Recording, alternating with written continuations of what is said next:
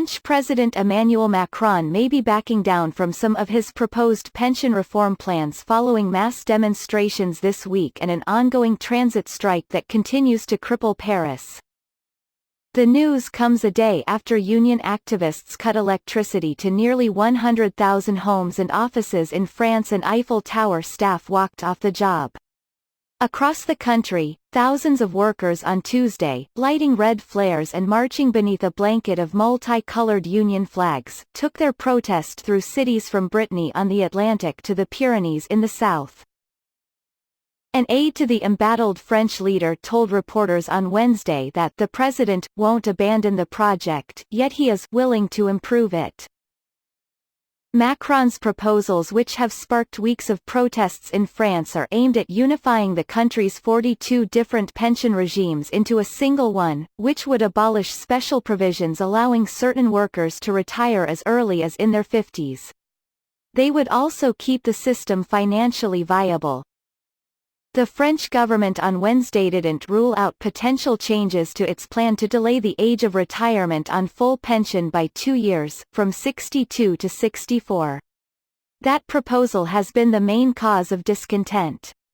Recent polls show a majority of the French support the strikes and protests against the new system, which they fear will make them work longer in return for lower pensions. "We must find a compromise," Macron's aide told the Associated Press. The government wants a pause in transport strikes during Christmas holidays, but expects new street protests at the beginning of next year because this is the normal course of things, he added. Prime Minister Edouard Philippe is set to hold negotiations later today with unions and employers' organizations on potential amendments to the reform package.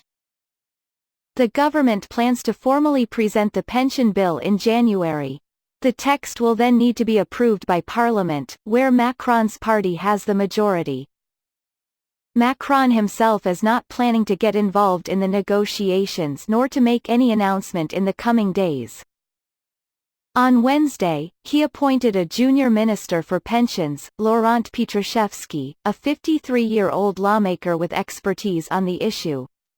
The nomination comes after the senior politician who had developed the new pension system, Jean-Paul Delevoye, resigned Monday over potential conflicts of interest in a major blow to the government. Hard left unions strongly reject Macron's project and have called for persevering with the strikes during the holidays. But the government had long hoped that France's largest union, the centre-left, reformist CFDT, would back the project. CFDT Secretary-General Laurent Berger has said he was in favor of a universal and fair new system, but that delaying the age of retirement was a red line. His union joined the protest movement last week after the government detailed the planned measures.